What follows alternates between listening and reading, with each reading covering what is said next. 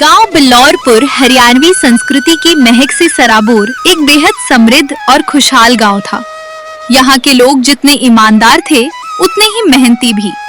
सुबह होते ही सब अपने खेतों की तरफ निकल जाते और कड़ी मेहनत से अपने परिवार का पालन पोषण करते। इसी गांव के कोने में एक छोटा सा घर था जिसमें विजय और उसकी बूढ़ी माँ रहते थे। घर की माली हालत ठीक नहीं थी। विजय बेटा, देख ना तो अपने पास खुद की कोई खेती बाड़ी है और ना ही घर में इतने पैसे बचे हैं कि आगे का खर्च चल सके। मेरी मान तो तू गांव के जमींदार के खेतों में काम करने चला जा। कम से कम 2 वक्त की रोटी का जुगाड़ तो हो जाएगा। देखो माँ, मैं तुमसे पहले भी कह चुका हूँ और आज फिर साफ साफ कह रहा हूँ, मैं उस घमंडी जमींदार के खेत पर गुलामी करने बिल्कुल नहीं जाऊंगा। मतलब नहीं जाऊंगा। तो फिर क्या करेगा बेटा तू? घर का चूल्हा कैसे जलेगा? माँ, मैंने एक रास्ता निकाला है। मैं पड़ोस के गांव में हरिया काका के पास जा रहा हूँ। उनके पास एक पुराना ठेला है जिसे वो बेचना चाहते हैं। मैं उनसे मिलकर वो ठेला खरीद लूंगा और अपना खुद का काम शुरू करूंगा। पर बेटे, ठेला खरीदने के लिए पैसे कहाँ से आएंगे? हमारे पास तो फूटी कौड़ी भी नहीं है। पैसे की चिंता मत करो माँ, मैंने अपने जिगरी दोस्त मक्खन से बात की थी। वो बहुत ही भला और समझदार लड़का है। जब मैंने उसे अपनी मजबूरी बताई तो उसने तुरंत हंसते हंसते मुझे पैसे उधार दे दिए। मक्खन सच में बहुत नेक लड़का है। तो फिर बेटा, अब देर मत कर, तुरंत घर से निकल और सीधे हरिया काका के घर जा। ठेला खरीदकर जल्दी वापस आ। भगवान तेरा भला करे। माँ का आशीर्वाद लेकर विजय के पैरों में जैसे पंख लग गए। वो तेज कदमों से चलता हुआ सीधे हरिया काका के गांव पहुंचा और उनके घर के बाहर खड़े होकर पूरे जोश के साथ आवाज लगाने लगा। ओ काका, अरे हरिया काका, अरे घर से बाहर निकलो काका, देखो कौन आया है। आवाज सुनकर हरिया काका तुरंत घर से बाहर आए। विजय को देखकर उन्होंने उसे पहचाना और बोले, अरे बेटा विजय, तुम तो हमारे दिवंगत भाई बिरजू के बेटे हो ना? हाँ काका, मैं उन्हीं का लड़का हूँ। बेटा बिरजू बहुत ही भला आदमी था। अभी गुजरे हुए उसे 15 दिन भी नहीं हुए, लेकिन उसकी याद हर पल आती है। खैर बेटा, बताओ आज यहाँ कैसे आने हुआ? काका, इस समय हम बहुत बड़ी मुसीबत में हैं। मुझे पता चला था कि आप अपना पुराना ठेला बेच रहे हैं, इसलिए मैं उसे ही खरीदने आया हूँ। हाँ विजय बेटा, बात तो तुम्हारी सही है। मेरा मन तो इस ठेले को बेचने का बिल्कुल नहीं था, लेकिन अब मेरी इन बूढ़ी हड्डियों में इतनी जान नहीं रही कि मैं इसे चला सकूं। लाचारी में बेचना पड़ रहा है। खैर, आओ घर के अंदर आओ, फिर आराम से बात करते हैं। दोनों घर के भीतर जाते हैं। हरिया काका विजय को अपने पास बैठाते हैं और उसे एक बेहतरीन व्यापारिक आइडिया देते हैं। देख बेटा, मेरी एक बात गांठ बांध ले। तू इस ठेले पर चिकन चावल बेचना शुरू कर। आजकल लोग इसे बहुत चाव से खाते हैं। विचार तो बढ़िया है काका, लेकिन क्या मेरे हाथों से बने चिकन चावल में वो बड़े बड़े ढाबों जैसा स्वाद आ पाएगा? लोग पसंद करेंगे क्या? अरे क्यों नहीं बनेगा बेटा, मैं तुझे अपने खानदानी और सीक्रेट मसाले की पोटली दूंगा। जब चिकन चावल तैयार हो जाए तो बस एक चुटकी ये मसाला उसमें डाल देना। फिर देखना, पूरे गांव के लोग खुशबू सूंघते ही खींचे चले आएंगे। ऐसा लाजवाब स्वाद उन्हें कहीं और नहीं मिलेगा। विजय खुश हो गया। उसने सम्मान के साथ काका को पैसे दिए। वो जादुई सीक्रेट मसाला और ठेला लेकर खुशी खुशी अपने घर लौट आया।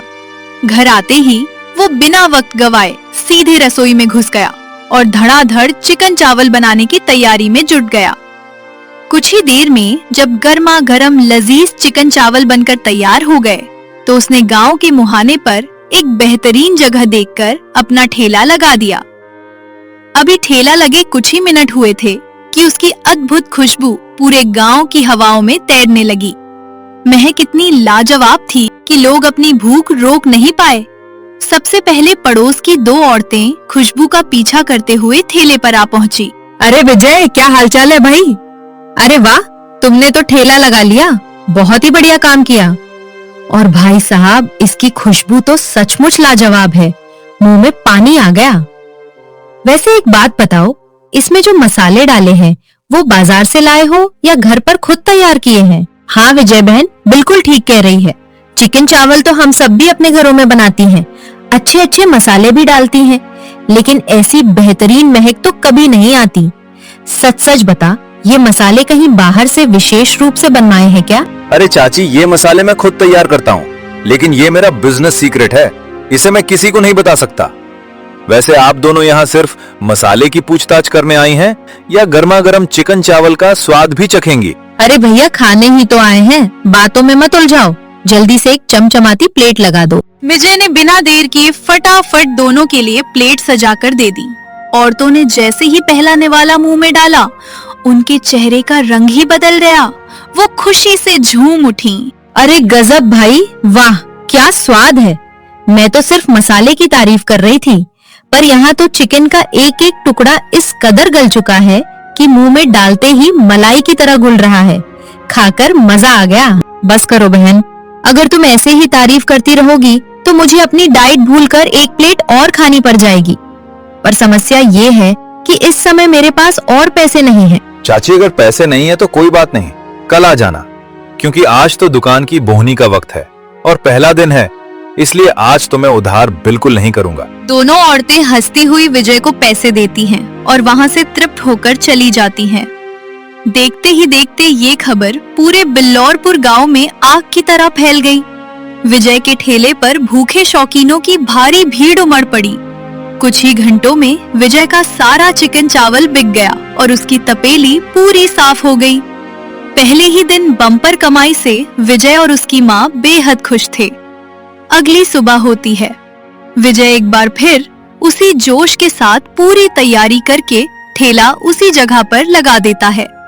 लेकिन आज ठेले पर सबसे पहला ग्राहक कोई और नहीं, बल्कि उसका वही पक्का दोस्त खुद चलकर आता है जिसने उसकी मदद की थी। अरे वाह विजय भाई, तुम तो सच में यार चिकन चावल का ठेला लगा बैठे, कमाल कर दिया तुमने तो। अरे माखन भाई, ये सब बस तुम्हारी ही मेहरबानी है। अगर तुम उस वक्त सही समय पर मुझे पैसे देकर मदद ना करते तो शायद आज मैं ये दुकान खोल ही नहीं पाता। वैसे बताओ भाई, तुम्हारे लिए गर्मा गर्म प्लेट लगाऊं या सिर्फ ठेला घूमने आए हो? अरे नहीं भाई, प्लेट बाद में लगाना, पहले मेरी एक बात सुनो। मैं अभी तुम्हारे घर की तरफ से ही आ रहा था। वहां तुम्हारी माँ की तबीयत थोड़ी खराब लग रही थी। वो कुछ परेशान थी और कह रही थी कि उन्हें तुमसे कोई जरूरी बात करनी है। इसीलिए उन्होंने मुझे दौड़कर भेजा कि जाकर विजय को तुरंत घर भेज दो। क्या बात कर रहे हो माखन भाई? मुझे लगता है माँ आज सुबह की दवा खाना भूल गई होंगी या फिर घर का कोई जरूरी काम आ पड़ा होगा। अच्छा माखन भाई, तुमसे एक बात कहूं, क्या तुम थोड़ी देर के लिए मेरे इस ठेले पर खड़े रहोगे? अरे भाई, मैं तो खड़ा हो जाऊंगा, पर मुझे बेचना कहाँ आता है? लोग आएंगे तो मैं कैसे संभालूंगा? अरे करना कुछ नहीं है भाई, बस जो भी ग्राहक आए उसे प्यार से भरपेट चिकन चावल की प्लेट लगा देना। बोर्ड पर लिखा ही है 10 रुपए प्लेट भरपेट भोजन। मैं बस माँ को देखकर पलक झपकते ही वापस आता हूँ। चलो ठीक है भाई, तुम बिना किसी फिक्र के जाओ, तुरंत जाओ और माँ को देख कर आओ। विजय माखन लाल को ठेला सौंपकर तुरंत अपने घर की तरफ दौड़ पड़ता है। अब ठेले की पूरी कमान माखन लाल के हाथों में आ चुकी थी। अभी माखन लाल को खड़े हुए थोड़ी ही देर हुई थी कि चिकन चावल की महक के दीवाने ग्राहकों की ताबड़तोड़ एंट्री होने लगी। माखन लाल फुर्ती से सबके लिए प्लेट लगाने लगा। देखते ही देखते जब सारे ग्राहक खा पी कर चले गए और गल्ला नोटों से भरने लगा, तब माखन लाल के सीधे साधे मन में धीरे धीरे लालच का सांप रेंगने लगा। यार विजय तो सिर्फ 10 रुपए प्लेट में इतना बेहतरीन चिकन और चावल बेच रहा है, कमाई तो बहुत तगड़ी है। अगर मैं किसी भी तरह कुछ भी तलम भिड़ाकर इसका ये ठेला हड़प लूं तो मैं तो रातों रात अमीर बन जाऊंगा। हाँ, कोई ना कोई रास्ता तो निकालना ही पड़ेगा। माखन लाल अभी लालच के ख्यालों में डूबा ही था कि तभी अचानक एक परदेसी जोड़ा उसकी दुकान के सामने आकर रुकता है। चिकन की खुशबू से दोनों का बुरा हाल था। अरे भाई साहब, क्या लाजवाब खुशबू है यार आपके चिकन चावल की। इसकी महक इतनी दूर तक आ रही थी कि मैं रास्ते में रुक नहीं पाया और लोगों से पूछते पूछते सीधे आपके ठेले तक चला आया। हाँ भैया, ये बिल्कुल सच कह रहे हैं। हम दोनों बहुत दूर से यात्रा करके आ रहे हैं। रास्ते में जैसे ही आपके चिकन चावल की ये जादुई खुशबू हमारे पास पहुंची, हम तो बस इसके पीछे पीछे खींचे चले आए और आखिरकार आपकी दुकान ढूंढ ही ली। अरे कोई बात नहीं बहन जी और भैया जी, आपका स्वागत है। तो फिर देर किस बात की, आप दोनों के लिए प्लेट लगाऊं? भाई साहब, एक बात पूछनी थी। आपके इस ठेले के बोर्ड पर तो 10 रुपए प्लेट लिखा हुआ है। क्या सचमुच आप मात्र 10 रुपए में ये चिकन चावल दे रहे हैं? अरे नहीं नहीं साहब, वो दरअसल ये ठेला मैंने किसी पुराने मालिक से खरीदा है। ये 10 रुपए प्लेट तो उसने पहले लिखवाया था, मुझे तो अभी नया बोर्ड लिखवाने का समय ही नहीं मिला। हमारी एक प्लेट की कीमत पूरे 100 रुपए। अरे 100 रुपए तो ऐसी लाजवाब खुशबू के लिए बहुत बढ़िया दाम है भैया, कोई ज्यादा महंगे नहीं है। ऐसा करो, एक प्लेट मेरे लिए फटाफट लगा दो। जी बिल्कुल, आप दोनों आराम से बैठिए, मैं तुरंत गर्मा गर्म प्लेट लगाता हूँ। माखनलाल ने तुरंत 2 प्लेटें सजाईं और उन्हें परोसी। स्वाद इतना बेमिसाल था कि दोनों परदेसियों ने उंगलियां चाटते हुए पूरी प्लेटें साफ कर दी। खाना खत्म करने के बाद परदेसी पति बेहद खुश होकर बोला, भाई साहब, आपके हाथ के चिकन चावल का स्वाद तो वाकई कमाल का है। ऐसा स्वाद मैंने आज तक कहीं नहीं चखा। अगर मैं आपसे एक गुजारिश करूं तो क्या आप मेरे लिए एक काम करेंगे? जी बिल्कुल भैया, हुक्म कीजिए, बताइए क्या काम है। असल में कल मेरे इकलौते बच्चे का जन्मदिन है। मैं अपने सभी खास रिश्तेदारों और मेहमानों को यही चिकन चावल खिलाना चाहता हूं। तो क्या आप कल हमारे लिए कम से कम 50 प्लेट चिकन चावल बनाकर पैक कर देंगे? अरे साहब, ऑर्डर तो बहुत बड़ा है और सब बन भी जाएगा, पर बात यह है कि हम ढेर गरीब मजदूर लोग 50 प्लेट के लिए चिकन चावल और मसाले एडवांस में खरीदने पड़ेंगे, जिसके लिए हमारे पास अभी पैसे नहीं है। अगर आप थोड़ा एडवांस दे देते तो सारा सामान आ जाता और काम पक्का हो जाता। अरे पैसे की कोई बात नहीं है भाई, ये लो, मैं तुम्हें पूरे 5000 रुपए एडवांस दे देता हूं, इसे रख लो और सारा सामान बढ़िया क्वालिटी का लाना। कल सुबह ठीक 10 बजे मैं गाड़ी लेकर आऊंगा, तुम मेरे लिए सारा खाना पैक करके तैयार रखना। ठीक है जी साहब, बिल्कुल बेफिक्र रहिए, कल सुबह 10 बजे आपको सारा खाना बिल्कुल गर्मा गर्म और तैयार मिलेगा। नोटों की गड्डी जेब में रखकर माखनलाल मन ही मन फूला नहीं समा रहा था। वो परदेसी जोड़ा वहां से चला गया। कुछ ही देर बाद हाफते हुए विजय दौड़ता हुआ वापस ठेले पर आता है। विजय को देखकर माखनलाल चौंक जाता है। अरे माखन भाई, कोई बड़ी बात नहीं थी। माँ ने सुबह गलती से दूसरी दवा खा ली थी, इसलिए थोड़ा घबरा गई थी। अब सब ठीक है। वैसे भाई, कमाल कर दिया तुमने। मेरी गैर मौजूदगी में तुमने तो पतीले का आधे से ज्यादा चिकन चावल बेचकर खत्म कर दिया। हाँ भाई, बस कभी कोई ग्राहक आ जाता है तो उसे थोड़ा ज्यादा भी देना पड़ता है और किसी को कम भी। ये लो अपने आज के पैसे। अब मैं चलता हूँ, मुझे घर पर कुछ जरूरी काम है। चलो ठीक है माखन भाई, बहुत बहुत धन्यवाद तुम्हारा।